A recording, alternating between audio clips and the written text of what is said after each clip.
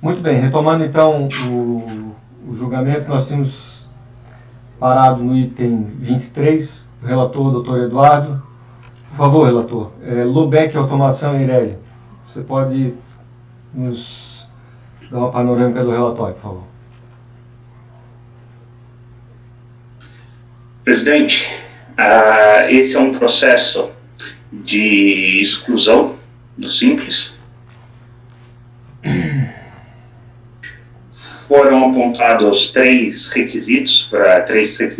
fundamentos para a exclusão: embaraço à fiscalização, caracterizado pela negativa não justificada de exibição de documentos a que está obrigada, não ter escriturado o livro caixa e também por ter sido constatado que durante os anos calendários de 2011 e 2012 o valor das despesas pagas supera os 20% do valor de recursos ingressados no mesmo período.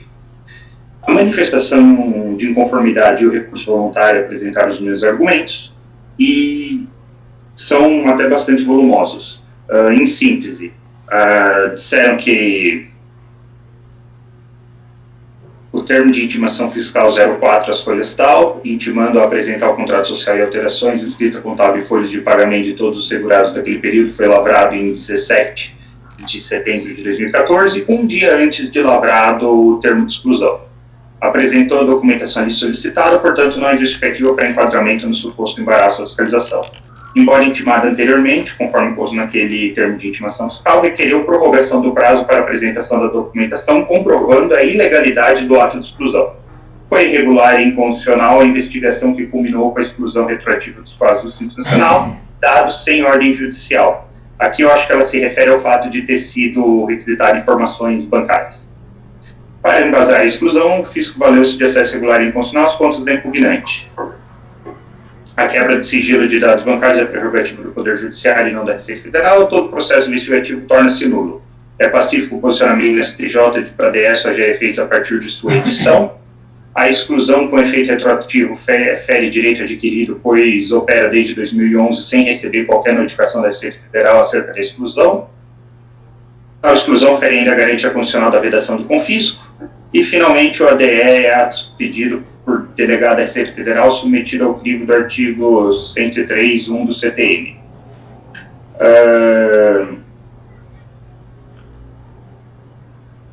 Então, ele basicamente alega que há também nulidade por falta de fundamentação do ato.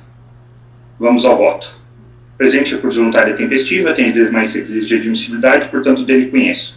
Conforme consta do DE de folhas 21 e 22, a recorrente foi excluída do Simples Nacional com efeitos retroativos com base em 3 infrações. 1. Ter oferecido embaraço à fiscalização, artigo tal. 2. Não ter escriturado o livro caixa, artigo tal. 3. Ter sido constatado que as despesas pagas no período superarem mais de 20% de ingresso de recursos no mesmo período, artigo tal. Leve recorrente referida a DE foi lavrado no dia 18 do 9 de 2014 e apenas um dia depois de ter recebido o termo de intimação fiscal 04 em 17 de 9 de 2017. Que eu acho que eu posso ter colocado errado o ano.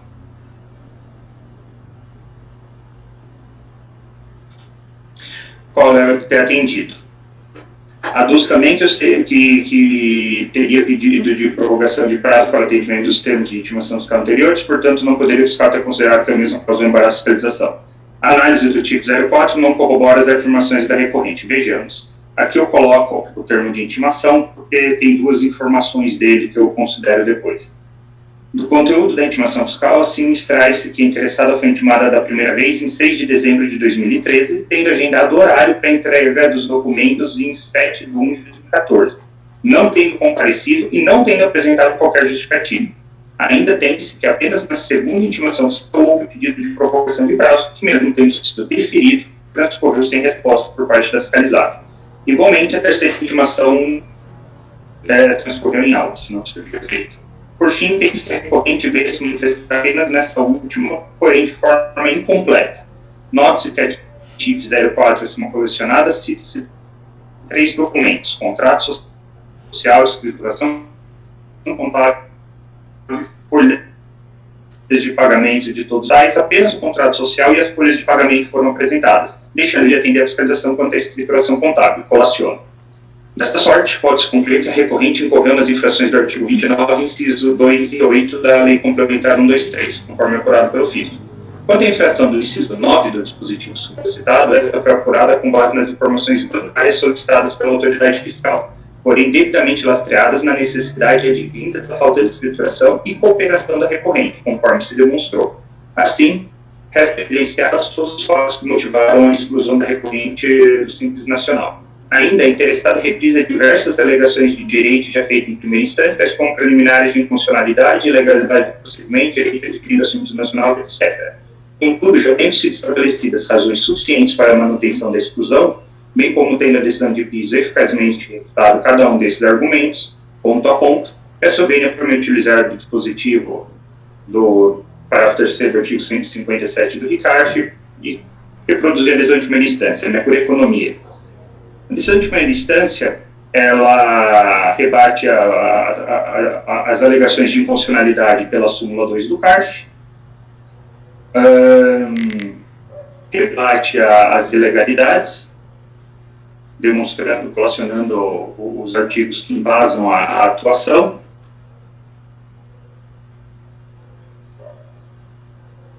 A quebra de sigilo bancário, ela colaciona o artigo que permite e, se eu não me engano, colaciona também o acórdão que permitiu que a Receita Federal tivesse acesso, que julgou como válido e constitucional o acesso pela Receita Federal às informações bancárias nos processos que são necessários, e corrobora a análise de mérito que eu já havia feito. Então, por isso, eu estou rejeitando a preliminar de nulidade e negando o provimento, presidente. Ok. Alguém quer fazer um comentário? Doutor Daniel. Tem uma dúvida, presidente. O TIF 4, tá? Ele é 16, não tem aqui, não achei nos autos qual foi a data que o contribuinte recebeu esse quarto termo de intimação. E lá ele fala, olha, você está intimado sob pena de autuação. Tá? E ele ressalta que ele já teve o primeiro TIF em 6/12/2003, que venceu, cumpriu, teve o TIF 2, teve o TIF 3, esse seria o TIF 4. E aí ele dá um prazo de 4 dias úteis para apresentar essa documentação requerida. Isso em 17/9/2014. Não estou nem analisando que dia que eu estou ciência. E o ADF foi publicado em 18 de setembro de 2014. No dia seguinte. Não esperou sequer, se bem que depois ele juntou com atraso os padeiros, mas não esperou sequer o vencimento do prazo dado no termo de intimação. Foi isso mesmo? Foi. Não há nada nos autos que me leva a crer que esse argumento que o contribuinte falou de que, o cara me intimou e logo depois eu já fui excluído. Eu mal tive tempo de fazer qualquer coisa. Eu entendi que, independente dessa última intimação, você já tinha motivos claros para a exclusão. E como ele pede as folhas de pagamento dos segurados, eu tenho a impressão que eu vi em algum lugar que teve depois o lançamento do INSS. Então, eu suspeito que essa última intimação, ela já foi, digamos assim, ela já foi feita, preparada para o lançamento. Eu acho que digamos assim, eu acho que a exclusão já estava pronta, já estava decretada na fiscalização. Por isso que eu não vi problema, porque as outras intimações e o que aconteceu até então já permitia isso, inclusive as informações bancárias. Vejam que são 3 motivos que levaram à exclusão. Qualquer um deles sozinho já seria passível dessa exclusão. Doutor Camerano. Presidente, então, conforme aí é bem até lembrado aí, doutor Daniel, o próprio relator também, já que foi oportunizado para comentar essa situação, na realidade nós não temos aqui nos autos a comunicação do ADE nos termos de 70.235. Você tem uma intimação para apresentar documento na data de lavrado em 17 de setembro de 2014. Lavrado. E depois imediatamente foi feito o ADE. Foi publicado no Diário Oficial esse ADE, Diário Oficial da União. Então, o que me chamou a atenção foi que no recurso voluntário, ele diz que, abre aspas, foram surpreendidos com a intimação comunicando a exclusão. De fato, eles devem ter sido surpreendidos, porque eles não foram intimados. Aquela intimação do TF-04, aqui é para solicitar uma série de documentos, Mas eu, doutor Eduardo, eu não vi no processo a intimação dos termos do PAF, isso eu não vi. O que nós temos aqui é um ADE publicado no Diário Oficial. Um dia depois de ter lavrado aquele termo de intimação. Então, me parece que é uma situação bem semelhante à que eu apresentei aí no, não sei, mês passado, acho que era isso. Eu não vi a intimação no processo. Segundo o colega do PAF, não tem esse ponto, e assim, por mais que o fato foi que ele descumpriu essa TIF também, porque ele só apresentou isso em outubro, depois dos 4 dias úteis. Mas assim, a própria intimação, por mais que inclusive lá em cima no objeto do procedimento, Eduardo, está em contribuições previdenciárias, por mais que essa quarta tenha sido para esse objetivo de apurar contribuições previdenciárias, porque já sabia que ia excluir, o fato é que na TIF, ele traz como TIF 4, ele cita as outras TIFs, ele fala, cumpra sob pena de atuação. Não, ou seja, ele tá alertando, olha, se você não cumprir essa, você vai ser autuado. Quando, na verdade, no dia seguinte já tem a publicação no diário do ADE. Sim, mas independente disso, Daniel, eu não vi intimação aqui. Não tem intimação do ADE aí. Não tem intimação do ADE. Por isso que ele diz que foi surpreendido com a intimação de exclusão, porque ele realmente não comunicando a exclusão, porque ele não, pelo que aqui nos autos eu não achei intimação. Só achei no Diário Oficial da publicação.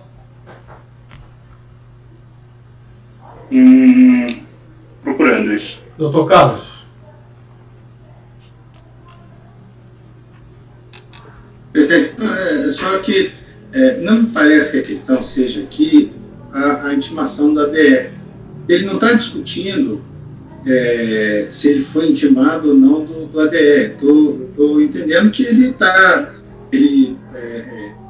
apresentou regularmente a sua manifestação de inconformidade, que, assim, na pior das hipóteses, ele teria tomado ciência no momento em que ele apresentou a manifestação de inconformidade. A manifestação de inconformidade ela é tempestiva, foi apreciada, o recurso também, quer dizer, diferente daquele outro caso do mês passado, em que se discutia a validade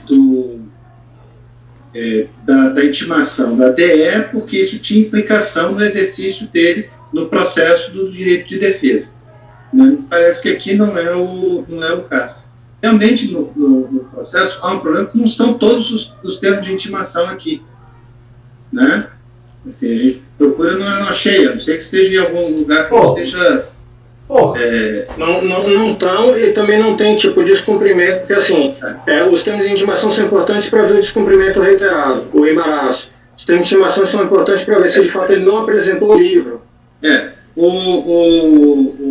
O que dá para ver, que foi o que o relator fez, é que há esta menção no termo de intimação. Realmente parece que o termo de intimação 4, ele está preparando o lançamento de ofício de contribuição previdenciária.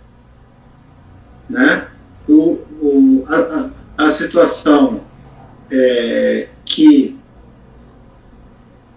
consolida, né, a exclusão já vinha anteriormente, inclusive a questão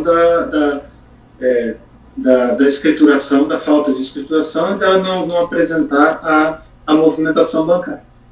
Né? Então, de qualquer forma, acho que a exclusão está suficientemente fundamentada. Né? O ideal é que tivesse aqui os outros termos de intimação para que isso ficasse mais claro nesse aspecto de deixar de atender a fiscalização, mas acho que há o suficiente. Inclusive há uma quinta TIF, que é citado na decisão colacionada. Agora deixa eu tirar uma dúvida com vocês. Os fundamentos são, para o indeferimento, para a exclusão. Cadê que você relatou? Um deles, embaraço a fiscalização, certo? As intimações não estão aí, que teriam gerado embaraço, porque a única que está é o TIF 4 que ele cumpriu com atraso, mas cumpriu. Só que no TIF 4 ele relata os outros. Tá? O segundo ponto, mas isso é suficiente? Isso é prova dos autos? O segundo ponto qual foi o segundo fundamento? Falta de escrituração, livro caixa. Falta de escrituração. Não me cadê o TIF intimando para apresentar o livro caixa? Certo? Também talvez ele poderia ter apresentado agora, mas gera uma incerteza ou não. E outro, a questão de você ter 80%, você ter comprado 80% mais do que as vendas, que seria uma pressuposição é porque a lei fala em 80%, aqui está 20%, mas a lei complementar, ela fala que não sei se a redação anterior for constatado durante o ano calendário o valor das aquisições de mercadorias para comercialização quando for superior a 80% dos ingressos de recurso. Mas, enfim, isso daí pouco importa. Cadê a prova disso aí nos autos? Para justificar o DR, entendeu? Cadê a demonstração que, de fato, ele comprou mais? Como é que ele descobriu isso se ele está dizendo que ele não apresentou a documentação? Então, assim, me parece ter uma série de incertezas aí na instrução do probatório. Como então? Você faz uma intimação pedindo uma série de documentos num dia, no dia seguinte ela emite a ADR. Publicado no Diário Oficial. É o que eu tenho nos autos. Esse ADR foi publicado no Diário Oficial. Não tenho aqui nos autos nenhuma ciência dessa exclusão. Eu não tenho. E para mim, é o que está faltando aqui nos autos. Deixa eu ver aqui. É um balaio de gato. Esses processos antigos são um inferno por conta Doutor disso. Carlos André. Bem completos. Doutor Carlos André quer falar. Não, eu acho que há uma deficiência na instrução desse processo, né? Mas também não se pode dizer que não há elemento. Quer dizer, o termo de intimação aqui ele tem uma constatação. Que não é rebatida. Que não é rebatida. Era aí que eu ia ele faz alegações jurídicas, como eu coloquei no voto, mas ele não fala assim, não, é mentira, não recebi 3 intimações antes. Exatamente. Há uma constatação no termo de intimação. Foram feitas 3 intimações anteriores, né, demandando a apresentação desses documentos. Essa é uma 4ª intimação pedindo esses documentos. Né? Então, assim, também não se pode partir da presunção de que essa constatação, que não foi rebatida, não seja verídica. Né? Posso? Diga, Eduardo. O conselheiro Cameirano, ele levantou a questão do ADE ter sido publicado no Diário Oficial, certo? Que teria sido publicado em 18 de setembro de 2014, correto? 19.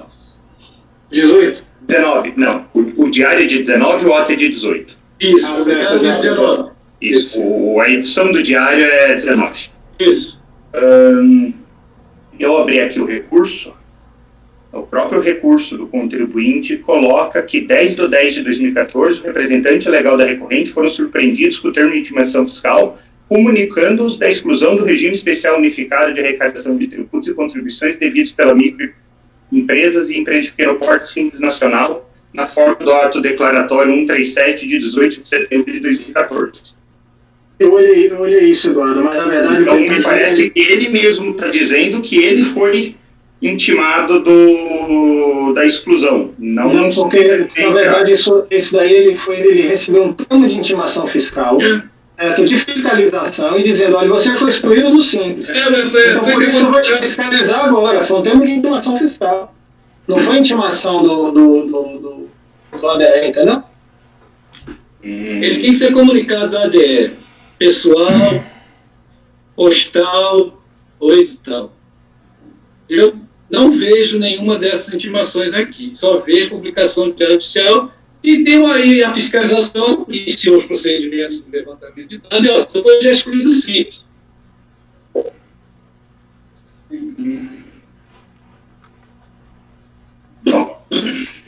Muito bem. Doutor Eduardo, mantém seu voto? Ou quer analisar com mais... Mais um minutinho, por favor, presidente.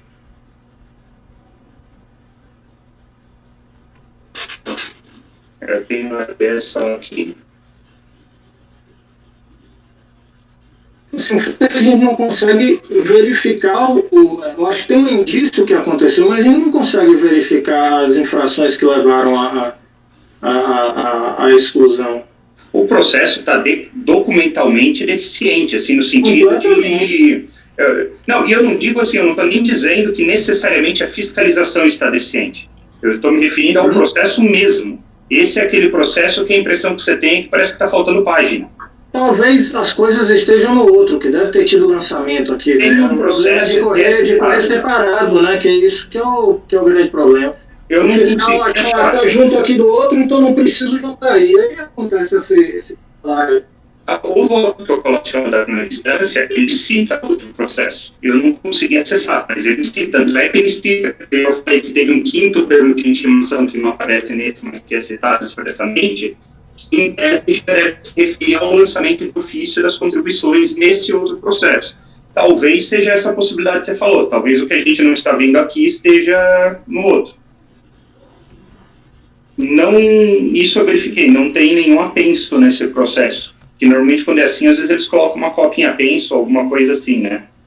O que me orientou muito nesse voto é que, assim, ainda que você não tenha o termo 1, termo 2, termo 3, você tem o termo 4 fazendo alusão, e objetivamente o contribuinte não se opõe a fato nenhum. Não existe um fato que o fiscal alega que o contribuinte contradiz.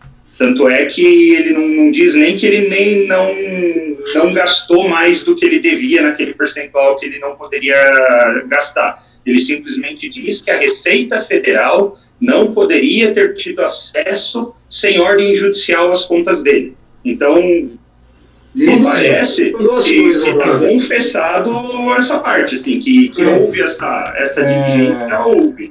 Gente, vamos objetivar, tá? O conselheiro Eduardo vai manter o voto dele, eu vou passar a votação, tá? Doutor Cameron. Senhor presidente, eu continuo sem resposta. Esse processo guarda muita semelhança com o que eu fiz. Nós temos aqui uma publicação no Diário Oficial da União, do ADE, e não tem a intimação da exclusão. Eu não vi, pelo menos eu não vi, não tem nenhuma intimação nos termos do decreto 735. Portanto, eu declararia a nulidade desse ADE. Ok. Doutor Daniel. Presidente, eu acompanho a divergência. Doutor Carlos. Presidente,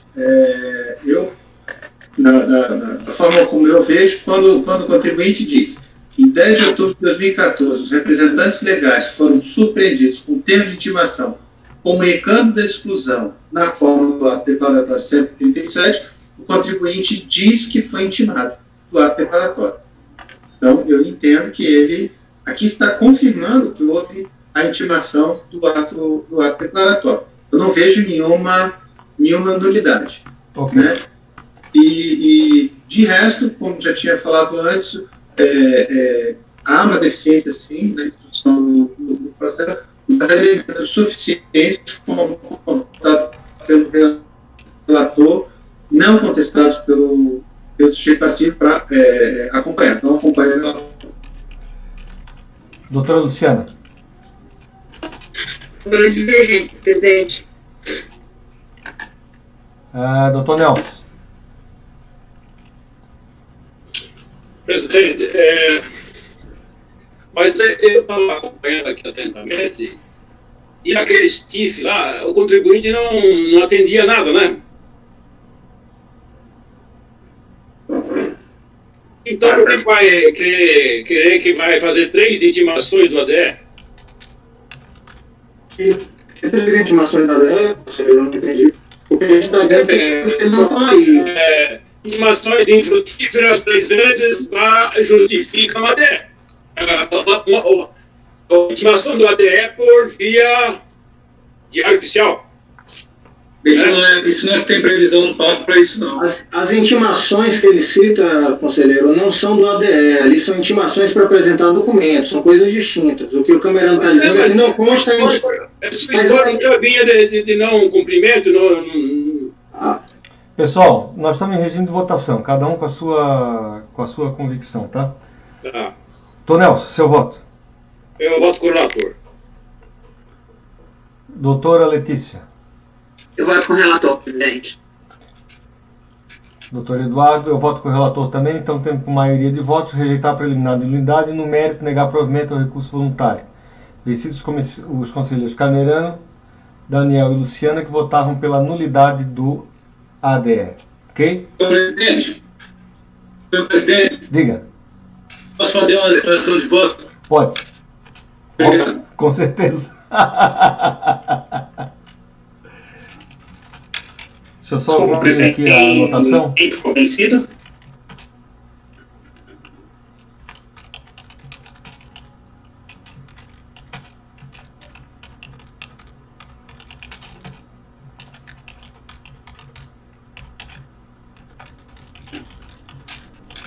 Não, senhor presidente. Não vou fazer, não. Não? Não vou fazer, não. Então tá bom. Obrigado. Camerano, a gente consegue julgar esses 2 processos que tem rapidinho? Ou não? Deixa eu ver quais são. Item 25 e 26, Agência de Correio e Maxi Casa. Deixa eu abrir rapidamente para ver do que se trata. Maxi Casa.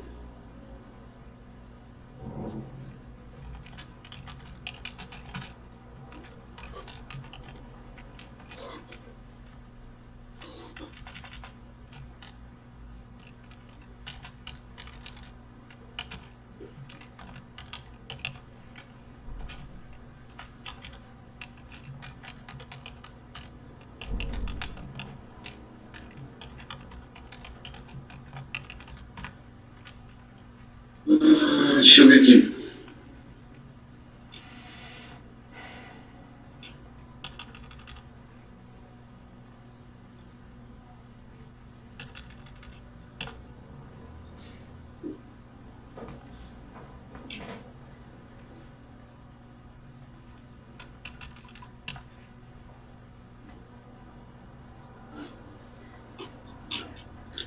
O Maxi Casa seria questão de parcelamentos, senhor presidente, que não foram incluídos alguns parcelamentos no ADE, mas, enfim, ele prova aqui pelo anexo que ele preenche lá da Procuradoria que ele realmente ele parcelou todos os débitos e, por um equívoco lá, não foram incluídos 2 débitos no parcelamento. E ele mostra que ele preencheu tudo corretamente. Mas, enfim, tem que... ele não é longo, mas também teria que detalhar um pouco, né? Tá. E o outro, Agência de Correio? A agência de correio, deixa eu ver aqui.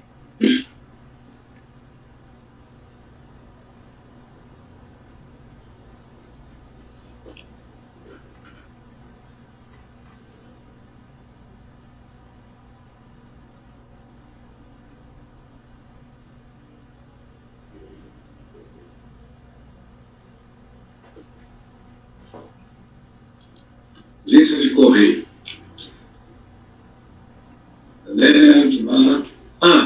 Esse aqui eu acho que eu sei qual que é.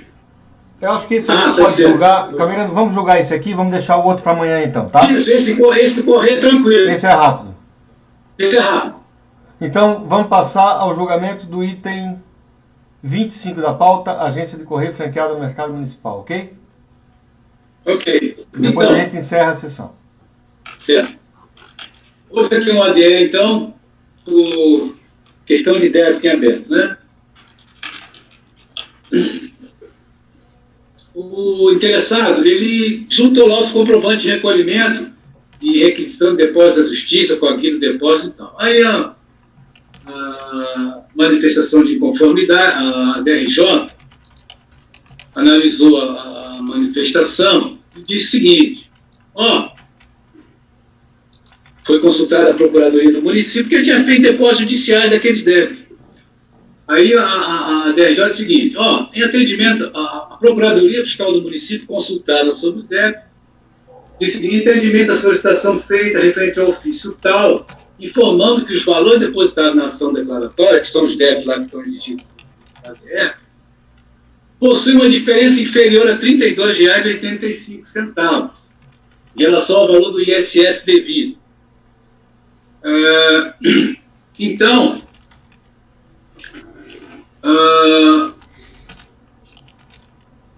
portanto, a empresa Agência Correia deve efetuar o depósito da diferença apresentada para suspender as dados tributárias e tal. Eles apresentaram aqui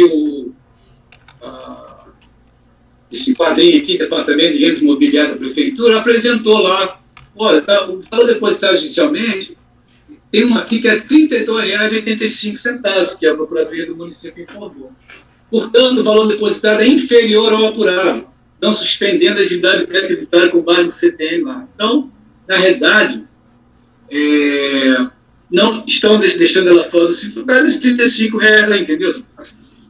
No recurso voluntário, a interessada diz que realmente lá os tributos não foram pagos integralmente e tal, que a diferença acusada, na realidade, era uma diferença que estava no tributo lá da ISS, Defesa Municipal.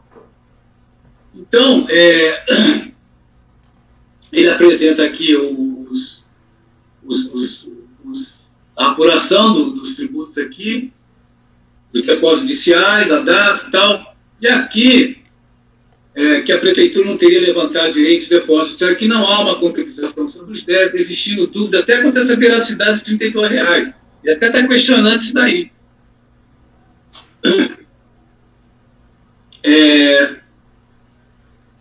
E aí, ele acaba pagando isso daí. Bom, aqui no voto, segundo consta no ADE, os débitos em aberto seria o seguinte. Então, esse quadro aqui, que é o anexo único lá do ADE, estão mostrando o débito em aberto aqui. Está vendo aqui, ó. São esses aqui, tá? Conforme relatoriado, todos esses débitos aqui foram objeto de depósitos judiciais. Tendo havido, entretanto, com relação ao depósito de apuração de agosto de 2012, uma pequena diferença no valor de R$ 32,85. A interessada procurou uma explicação para tal fato, que me parece bem incoerente, conforme já relatoriado, que é acato. Ainda, um erro da magnitude que aqui estamos tratando não pode dar asa à exclusão de uma empresa simples nacional. Essa questão aqui já me aflige desde que eu exerci atividade de julgamento da DRJ de Florianópolis. Por insuficiência de valores, seria justo excluir uma empresa do Simples por insuficiência de valores ou outra situação qualquer que possa ter impedido a interessada de promover a quitação integral dos débitos acusados em ADE. No caso aqui, ela fez o depósito integral lá do judicial, mas ficou faltando R$ 35,00 só. A empresa, ao quitar os débitos acusados no ADE ou fazer lá os depósitos judiciais, ela não poderia errar na apuração? A interessada não pode, por exemplo, fazer uma interpretação equivocada da legislação e isso ter causado uma situação que é manter excluído do sistema, mas imediatamente regularizar. São inúmeras as situações que podem ocorrer. Então, sobretudo, eu trouxe aqui um voto lá da DRJ de Florianópolis. É um voto recente, mas esse voto já vinha usando há muito tempo. Do jogador Jefferson, que é um excelente jogador. Então, eu trouxe aqui, ele faz essa questão do erro mesmo. Não sei se vocês querem que eu leia, eu só vou dedicar aqui, ó. Lá no item 7 do item da DRJ, que é basicamente a questão do erro escusável. Não obstante, esse relator tem sustentado o ponto de vista de que erros involuntários de natureza eventual poderiam dar causa ao afastamento dos efeitos dos atos administrativos tendentes a impedir a opção do contribuinte pela tributação pelas regras do Simples Nacional ou já estando no regime simplificado excluído. Né? Está sendo encaminhada para a Caixa O relator tem sustentado esse ponto de vista. Entretanto, em defesa desse ponto de vista, que contraria a literalidade da resolução 140/2018, que é a resolução do Comitê de Gestão, apresenta as seguintes considerações. Ele fala aqui na relação regida pelo direito, a ocorrência de erro involuntário, né, do agente. Analogamente, já na seara tributária, de todo razoável que se diferencie, em casos específicos em que não se discute propriamente a exigibilidade do tributo, a situação de um devedor contumaz, desidioso, ou que age com má fé, daquele que verossimilmente se coloca nessa mesma posição devedora em razão de erro eventual e agindo de boa fé. Desconsiderar a possibilidade de ocorrência de erros eventuais, e portanto excusáveis, é desconsiderar elemento intrínseco à conduta humana.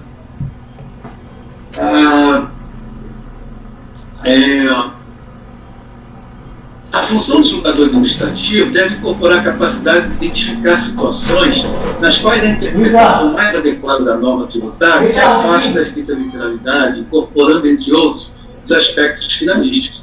Nesse caso, diferentemente do que ocorre com os sistemas automatizados, o decídio do julgador pode se afastar dos parâmetros objetivos para, tomando em conta o contexto, decidir segundo a hermenêutica que melhor se lhe afigure.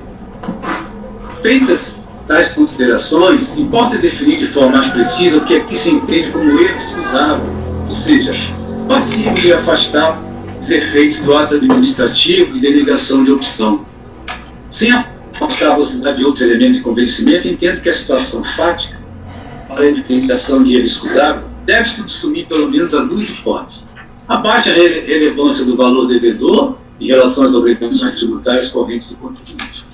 Com isso, se afasta a possibilidade de que a inadimplência pode ter se dado por causas econômicas ou financeiras e, portanto, fazer parte de uma estratégia para postergar o cumprimento da obrigação principal.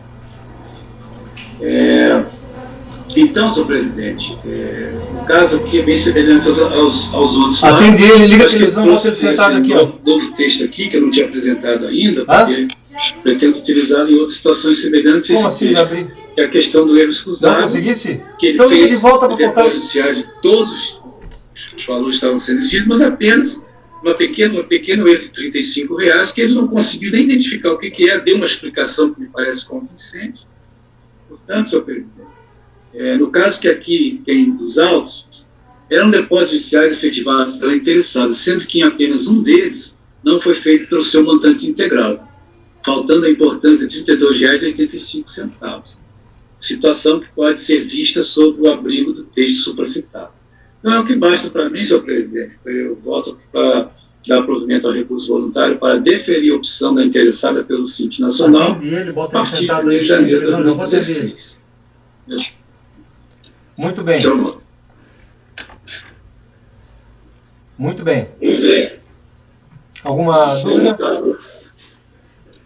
Doutor Daniel. Com o relator presente.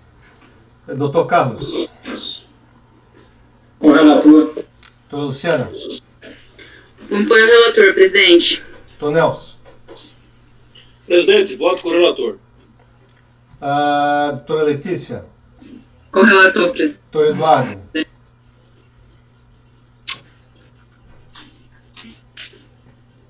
Só um, né, dos depositados. Não foi, só faltou uma diferença de R$35. 32,85. Isso, todos foram depositados judicialmente. Eu acompanho o relator, presidente. Então, também acompanho por unanimidade de votos dar provimento ao recurso voluntário para deferir a opção da interessada pelo Simples Nacional a partir de 1º de janeiro de 2016. Ok? Gente, a gente vai encerrar por aqui, retoma no julgamento do item 26, amanhã, na parte da manhã. Tá ok? Doutor Carlos André, pode parar a gravação, por gentileza?